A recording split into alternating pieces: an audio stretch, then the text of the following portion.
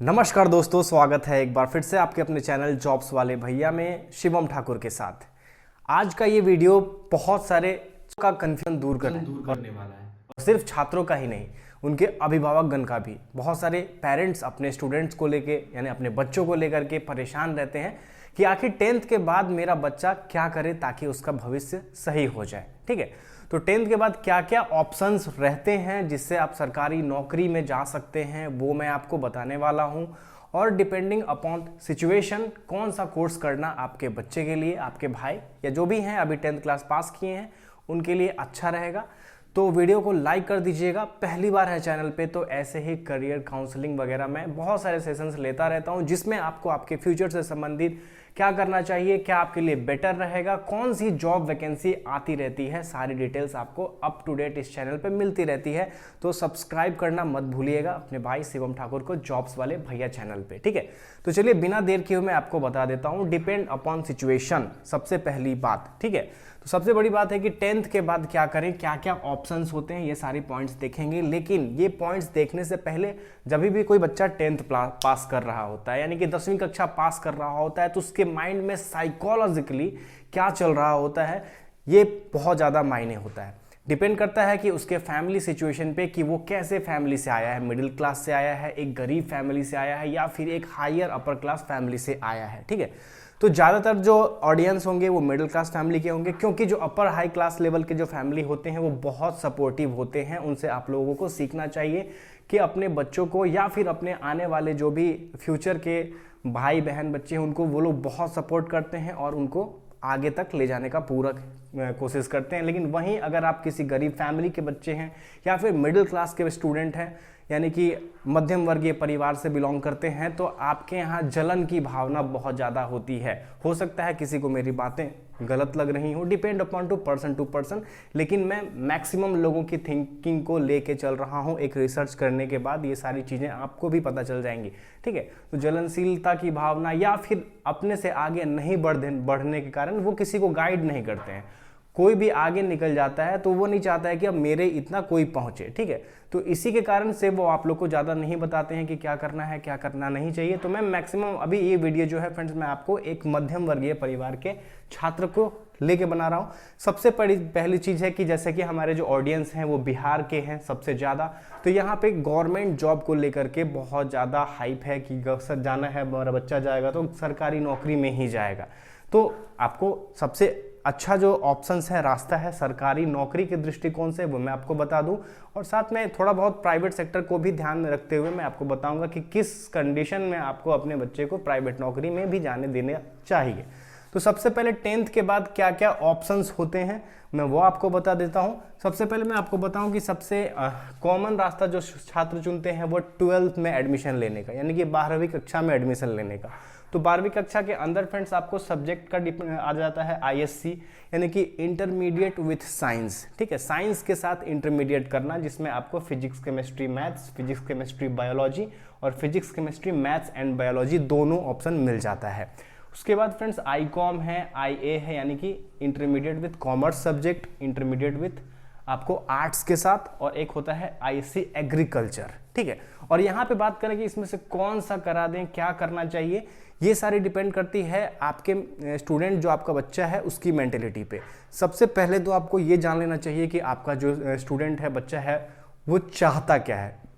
कभी कभी होता क्या है कि किसी के इन्फ्लुएंस में आने के कारण बच्चे गलत रास्ता चुन लेते हैं। जैसे कि कोई बच्चा अगर वो 10वीं कक्षा में पढ़ रहा हो और उसका कोई फ्रेंड है या फिर कहीं से भी उसने देखा कि भैया हमें तो अब बम्बई में जाके पढ़ना है, बेंगलोर जाना है, दिल्ली जाना है, तो उसका माइंड उस टाइम पे पढ़ने पे नहीं रहता है। उसको रहता है कि हम यहाँ से कैसे बाहर निकल जाएं और बाहर जाके उसको जो वहाँ की चकाचौंध जिंदगी है ना वो जीनी होती है। ठीक है, लेकिन उसी में कुछ स्टूडेंट हैं जिनको गाइड अच्छे मिल जाते हैं, जिनके अभिभावकगण अच्छे होते हैं, वो बाहर भी जाके अच्छी स्टडी कर लेते हैं। तो आप डिपेंड करता है कि आपका जो बच्चा है वो किस मेंटेलिटी का है, वो पढ़ने में अच्छा था या फिर वो पढ़ने में एवरेज था, नॉर्मल था और वो अब बाहर जाना चाहता है। अगर आपका बच्चा पढ़ने में सही है, सब कुछ सही से ओके करते आ रहा है तो उसको आप बाहर जाने दीजिए, कोई दिक्कत नहीं है, वहाँ पे जाके वो पढ़ाई कर लेगा। लेकिन अगर आप देख रहे हैं कि आपका बच्चा पढ़ाई लिखाई नहीं कर रहा है, घर पे खेल कूद या फिर मौज मस्ती या फिर कुछ भी किसी भी एक्टिविटी में है पढ़ाई के सिवा और वो अब बाहर जाना चाहता है, तो उससे आपको उस टाइम क्लियरली पूछना पड़ेगा कि बाबा यानी कि बच्चा आपको करना क्या है लाइफ में, आगे करना क्या है वो डिसाइड कर लो। ऐसा नहीं है कि आपको रोक देना है। अगर वो खेलने में इंटरेस्टेड होगा, वो गाने में इंटरेस्टेड होगा, वो किसी भी चीज़ में इंटरेस्टेड होगा, तो इसका मतलब ये नहीं है कि उस फील्ड में वो जॉब नहीं कर सकता है, काम नहीं कर सकता है। आदमी को सबसे पहले अपना इंटरेस्ट देखना चाहिए। और आपने अभी तक, जब तक वो बच्चा 10th क्लास पास कर रहा था, तो उसकी काबिलियत तो आपने समझ ही ली होगी। अगर आप स्टूडेंट आप खुद भी देख रहे हैं तो आपको पता होगा कि आपके अंदर क्या काबिलियत है और आप क्या कर सकते हैं लाइफ में, ठीक है। तो अगर आपको लगता है कि नहीं मैं कर सकता हूँ, आई कैन, यानी कि आपको कॉन्फिडेंस लेवल की कोई कमी नहीं है, तो आप अपना बेस्ट देखिए, आपको जहाँ भी जाना है वहाँ जाइए और अपने रास्ते को आप आगे बढ़ सकते हैं, ठीक है। लेकिन अब बात करते हैं फ्रेंड्स कि यहाँ पे कौन सा सब्जेक्ट ले लें 12th क्लास के बाद। तो आईएससी के अंदर फिजिक्स केमिस्ट्री मैथमेटिक्स होता है, फिजिक्स केमिस्ट्री बायोलॉजी होता है, फिजिक्स केमिस्ट्री मैथ्स बायोलॉजी, ठीक है। तो इसमें आपको फिजिक्स केमिस्ट्री मैथ्स अगर आप लेते हैं तो इंजीनियरिंग के लिए मैक्सिमम स्टूडेंट अप्लाई कर सकते हैं इंजीनियरिंग पढ़ाई के लिए। और वहीं बात फ्रेंड्स बायोलॉजी लेते हैं फिजिक्स केमिस्ट्री के साथ, तो मेडिकल लाइन में जो स्टूडेंट जाना चाहते हैं, डॉक्टर्स बनना चाहते हैं, उनके लिए फिजिक्स केमिस्ट्री बायोलॉजी होती है।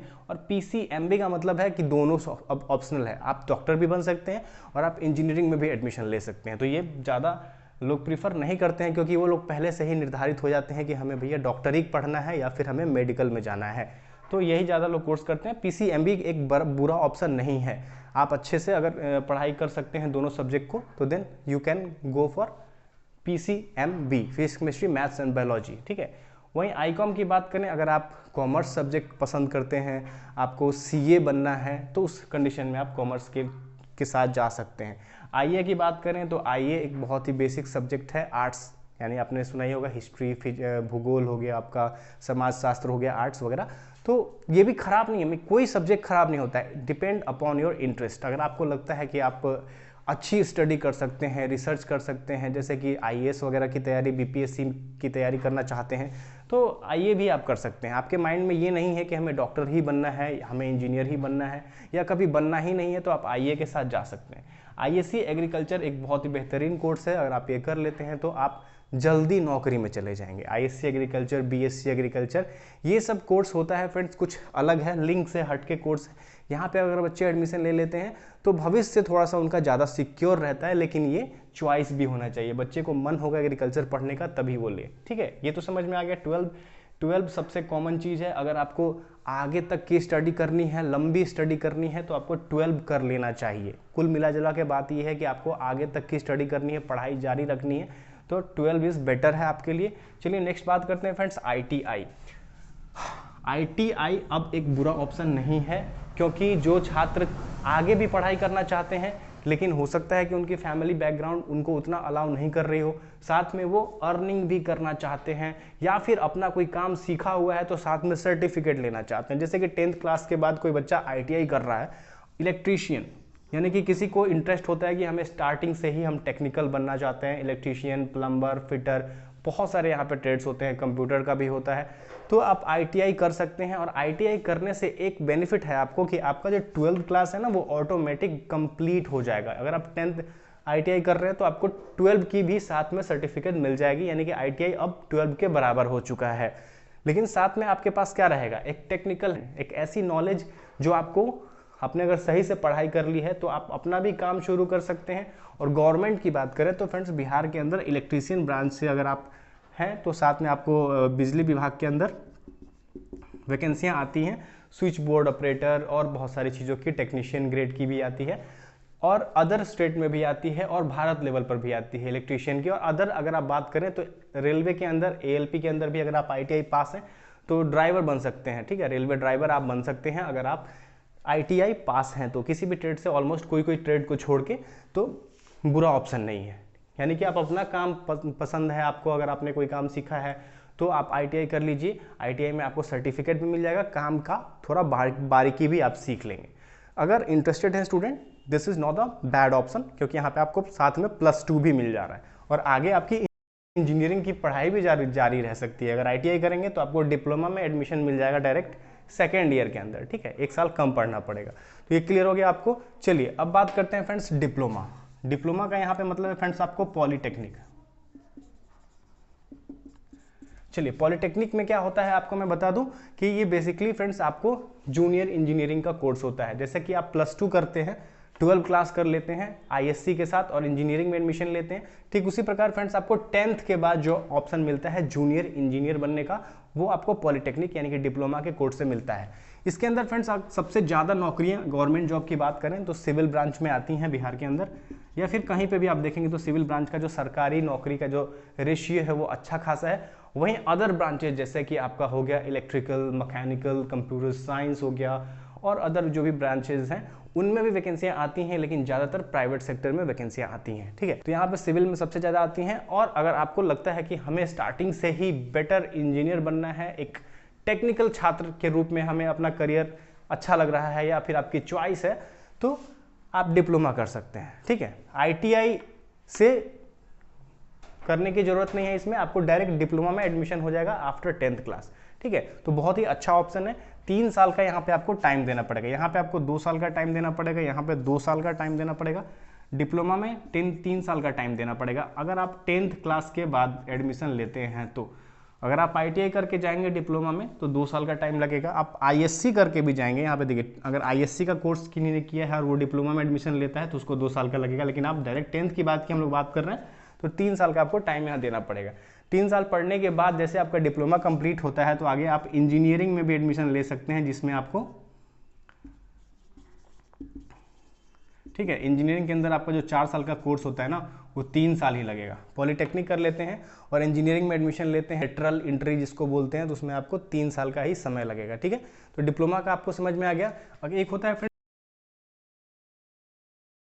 पीएमडी, पारा मेडिकल डेंटल, जो 10th क्लास के बाद बिहार के अंदर आप एडमिशन ले सकते हैं। और अगर आप मेडिकल फील्ड प्रेफर करते हैं, एएनएम, जीएनएम, पारामेडिकल डेंटल, ये सारी कोर्सेज करते हैं, ये सारी फ्रेंड्स व्यावसायिक शिक्षा है और इसमें ज़्यादा जो अपॉर्चुनिटी है, स्टूडेंट्स की कमी है। मेडिकल फील्ड की बात करें तो आज के टाइम में भी एम्प्लॉय की कमी है, यानी कि एम्प्लॉय, रोजगार तो है लेकिन छात्र लेवल नहीं है। और सबसे ज़्यादा तो फ्रेंड्स एमबीबीएस डॉक्टर्स की, एमडी वाले डॉक्टर्स की कमी है। इवन जो लोग यहाँ पे प्राइवेट क्लिनिक खोल के यहाँ पे काम करते हैं वो सरकारी में भी काम कर रहे हैं, प्राइवेट में भी काम कर रहे हैं, डबल फायदा लेके वो लोग चलते हैं। तो ये लाइन थोड़ा मुश्किल है। मेडिकल लाइन में अगर बात करें, अगर आप डॉक्टर बनना चाहते हैं तो आपको फिजिक्स, केमिस्ट्री, बायोलॉजी से यहाँ पढ़ना पड़ेगा, +2 तब एडमिशन ले सकते हैं। लेकिन आप 10th क्लास के बाद अगर मेडिकल फील्ड में छोटा मोटा काम करना चाहते हैं, पैसा कम नहीं है, अच्छा खासा है, 40,000 50,000 स्टार्टिंग से ही मिल जाएगा, तो पारा मेडिकल डेंटल आपके लिए एक अच्छा ऑप्शन है। यहाँ पे आप डायरेक्ट एडमिशन ले सकते हैं आफ्टर 10th क्लास। चलिए बहुत स्टूडेंट हैं कि भैया मैं तो अब 10th क्लास हो गया, मेरे अब कोई सपोर्ट नहीं है, मुझे भाई नौकरी ही चाहिए। नौकरी कौन सी अवेलेबल है आपको after 10th class? Government job की बात करें तो बड़े पैमाने पे वैकेंसी निकलती है, जिसमें सबसे ज़्यादा फेमस है फ्रेंड्स आपको एमटीएस, जो कि एसएससी, ठीक है, एसएससी यानी कि स्टाफ सिलेक्शन कमीशन के द्वारा मल्टीटास्किंग स्टाफ की वैकेंसी निकाली जाती है। उसके बाद आप बात करें फ्रेंड्स तो रेलवे के द्वारा आपको ग्रुप डी की वैकेंसी निकलती है। रेलवे के अंदर ग्रुप डी काम होता है, उसमें आपको 10th क्लास के बाद डायरेक्ट मौका मिल जाता है, 18 साल अगर स्टूडेंट हो गया है 18 साल का तो, ठीक है। वहीं बात करें फ्रेंड्स आपको मल्टीटास्किंग स्टाफ, जो स्टाफ सिलेक्शन कमीशन की तरफ से निकाली जाती है, ये एक भारत सरकार की, ये दोनों जो जॉब है मैंने बताई है भारत सरकार की है। एमटेक फ्रेंड्स आपको जितने भी डिपार्टमेंट हैं भारत सरकार के जितने विभाग हैं उसके अंदर जो आपको मल्टीटास्किंग स्टाफ, एक ऑफिस असिस्टेंट के रूप में आपको काम करने का मौका मिलता है और आगे आपकी पढ़ाई जारी भी रहती है, तो आपको प्रमोशन से आप आगे भी बढ़ते रहते हैं, ठीक है।